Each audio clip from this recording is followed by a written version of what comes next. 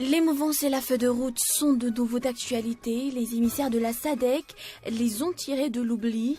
Si le président de la République continue d'être peu réactif face à la situation, les politiciens de leur côté réagissent différemment.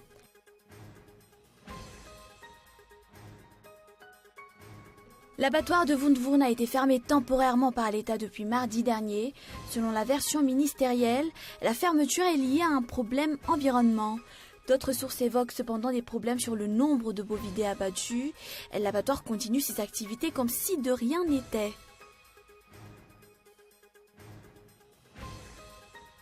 Et le groupe islamiste Boko Haram a pris le contrôle de la ville nigérienne de Chibok hier, où ont été enlevés 276 lycéennes en avril. Les habitants ont fui la ville et se cachent dans la brousse. La prise de Chibok semble avoir eu lieu peu après la prise de Hong et Gombe, deux villes de l'état voisin d'Adamawa, jeudi par Boko Haram.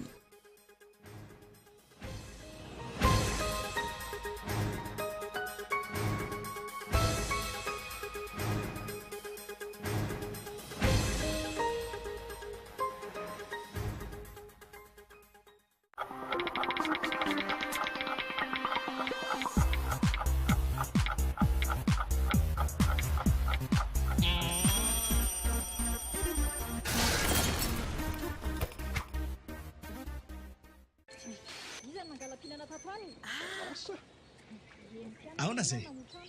Kolte veve jerenao io? Iaia. Ako zany nany Antananarivo any ange io mandeha. Ka efa izy io. Ma TV, TV plus, viva ko. Ary zany sary zany eny atao tena qualité. Numérika. Taloha, TV ihany hitanao tao. Fa amin'izao, efa miampireo télé gasy efatra hafa koa. ao amin'ny canal 7 ihany afaka jerevanao naiza. Afaka jerena naiza to Madagascar zany io. Naiza. Aiza.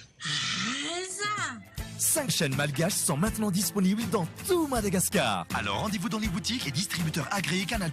CanalSat, regarde en mieux.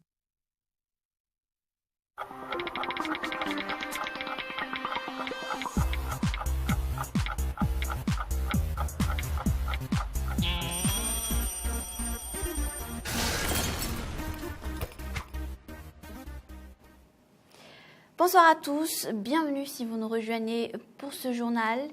Et à la une, aujourd'hui, les mouvances et la feuille de route sont de nouveau d'actualité. Les émissaires de la SADC les ont tirés de l'oubli. Et si le président de la République continue d'être peu réactif face à la situation, les politiciens de leur côté réagissent différemment. Ernegina Lapage. Les négociations sont difficiles, les intérêts des quatre mouvances sont difficiles à concilier. C'est en tout cas ce qu'ont perçu les quotidiens nationaux à l'issue de leur rencontre avec les émissaires de la SADC qui ont quitté le pays hier. C'est ce qui rend la réconciliation nationale difficile. Pour le juriste Timbik Anaklet, la réconciliation nationale ne devrait pas être effectuée dans la précipitation. Le FFM s'accroche au scénario d'une rencontre au sommet pour déboucher sur une démarche de grand pardon. Pour Sarah Georgière à Béarsou, présidente nationale du Parti vert, la réconciliation doit être précédée par un mea culpa des anciens dirigeants. Ils doivent reconnaître leurs torts devant la population qui ont souffert de leur défaillante politique. La réconciliation doit avoir lieu. Si on commence à entrevoir comment, l'on ne sait pas encore par qui elle sera dirigée. La SADC, le FFM, les Tingalamènes et les notables ou le président de la République lui-même. La question reste entière, la remise sur le tapis de la feuille de route est mal perçue. La détention de Marc Ravelman relève d'une décision du gouvernement et non de la justice, révèle hier le porte-parole du gouvernement Éléonore Douas. Le ministre de la Population rapporte que le retour de Marc Ravelman, la réconciliation nationale et l'application de la feuille de route ont été au centre de l'ordre du jour du Conseil de gouvernement du jeudi dernier. Zora Koutoudjine. Marc Ravelman est mis en résidence surveillée à Diego pour une période encore indéterminée. Rappelant les termes de la feuille de route, Éléonore Douas rappelle que le document stipule que les lois en vigueur dans le pays doivent être appliquées.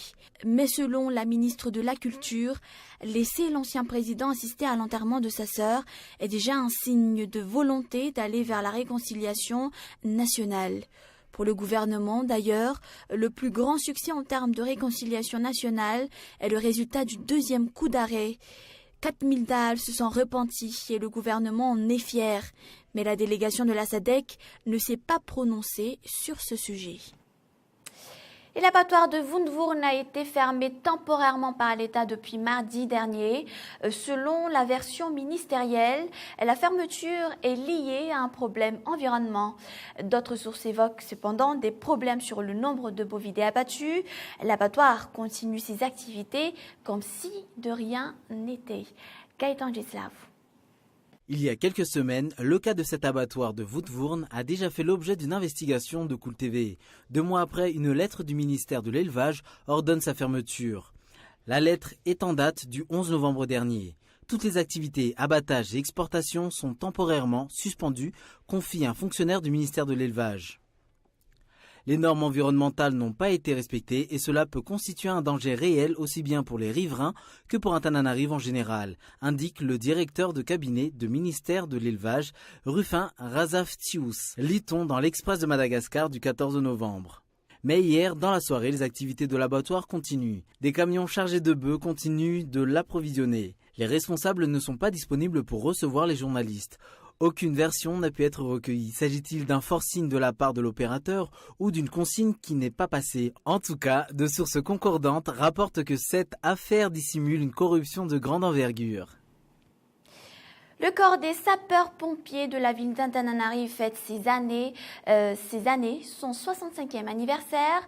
Le programme s'étendra jusqu'au 20 décembre. Lors de la conférence de presse donnée hier, le chef de corps des sapeurs-pompiers, le lieutenant-colonel Rabé Manantsou, a fait savoir que les soldats du feu d'Antananarive effectuent en moyenne 1500 interventions par an, dont 60% pour sauver des personnes et 25% contre les feux. Le corps a perdu 3 soldats dans le cadre de leur mission. Rattaché à la commune urbaine d'Antananarive, le corps des sapeurs-pompiers de la ville développe une coopération avec la ville de Vendée qui fait régulièrement des dons de matériel, notamment des camions. La remise des derniers dons se déroulera d'ailleurs dans quelques semaines. Et le professeur Jean-Jacques Durand de l'Université de Rennes a été fait docteur honoris causa de l'Université d'Antananarive. Cet enseignant-chercheur a enseigné 10 ans à la faculté de droit, d'économie, de gestion et de sociologie. Il continue de lui apporter sa collaboration. Les explications. Je disais tout à l'heure, ce n'est pas une coopération ponctuelle, mais structurante. Les enseignants ont été formés, travaillent ensemble maintenant.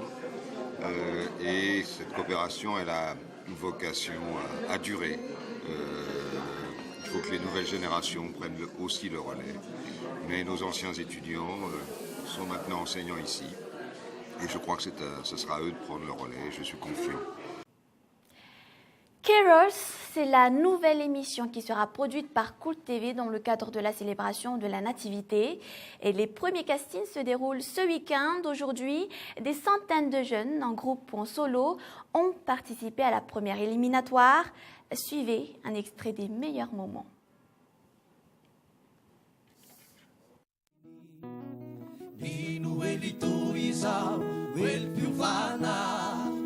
Andro fibebahana anavutan'ilay fana izay mitaonantsika isan'andro hoe tsy sasatra fa tinono hoe liatrany ny fiainana andro malasasady sotoko lay andro izay nisehoan'ny Jesu. Santa Claus is coming to town. Santa Claus is coming to town. Santa Claus is coming to town.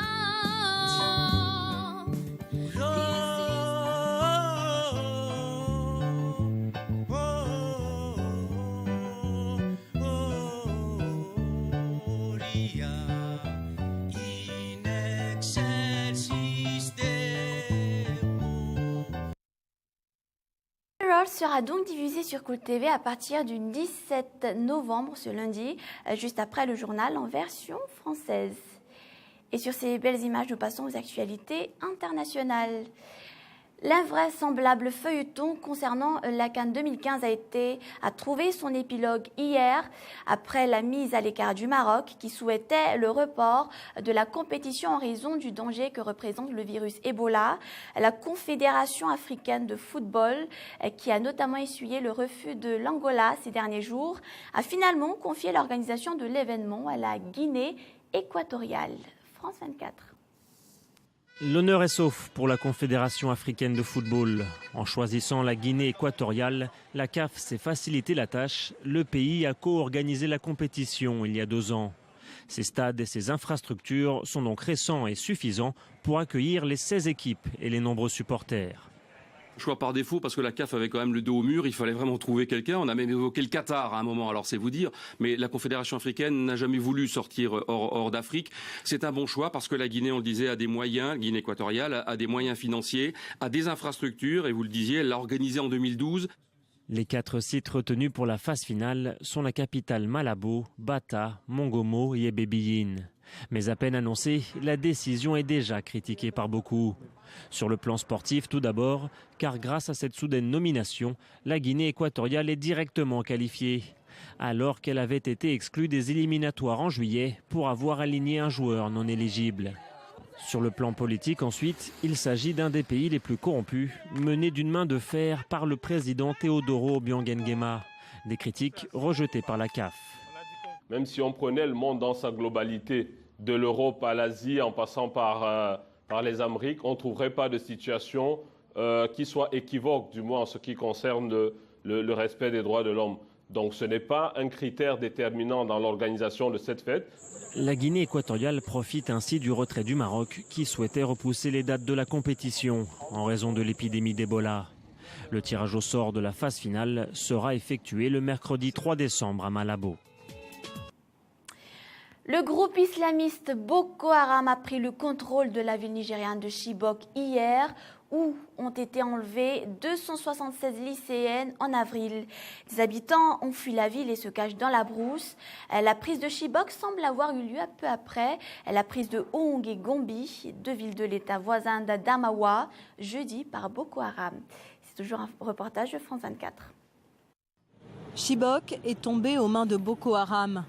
Le groupe aurait mis en déroute les militaires nigérians présents dans la ville et tué des dizaines d'habitants, poussant ceux qui le pouvaient à prendre la fuite. Après l'enlèvement en avril dernier de 276 lycéennes de la ville, Chibok cristallise l'impuissance du gouvernement face à la secte islamiste. Depuis des mois, elle est en son emprise sur le nord-est du Nigeria. Boko Haram contrôlerait une vingtaine de localités où le groupe dit avoir créé un califat islamique. Avec mes filles, nous nous sommes réfugiés dans l'église, mais ils ont mis le feu. On a essayé de fuir vers un autre village, mais Boko Haram avait installé des barrages. On a dû se cacher dans la brousse. Boko Haram est arrivé dans mon village et ils ont tué tout le monde. Ils ont tué les membres de ma famille.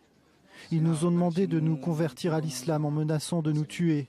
Mais j'ai réussi à m'enfuir et je suis arrivé au Cameroun. Le Cameroun voit en effet affluer des milliers de Nigérians qui profitent de la porosité de la frontière, une caractéristique dont les islamistes bénéficient eux aussi.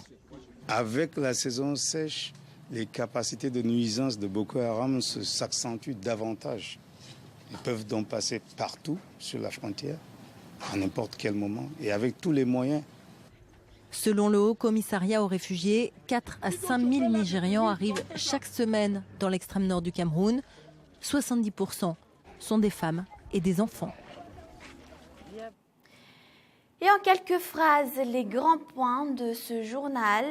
On a vu que les mouvances et la feuille de route sont de nouveau d'actualité. Les émissaires de la SADC les ont tirés de l'oubli, mais aussi la détention de Marc Ravaloman qui relève d'une décision du gouvernement et non de la justice, révèle hier le porte-parole du gouvernement, Éléonore Douas. Et enfin, l'abattoir de Wundwurm qui a été fermé temporairement par l'État depuis mardi dernier. L'abattoir continue pourtant ses activités comme si de rien n'était.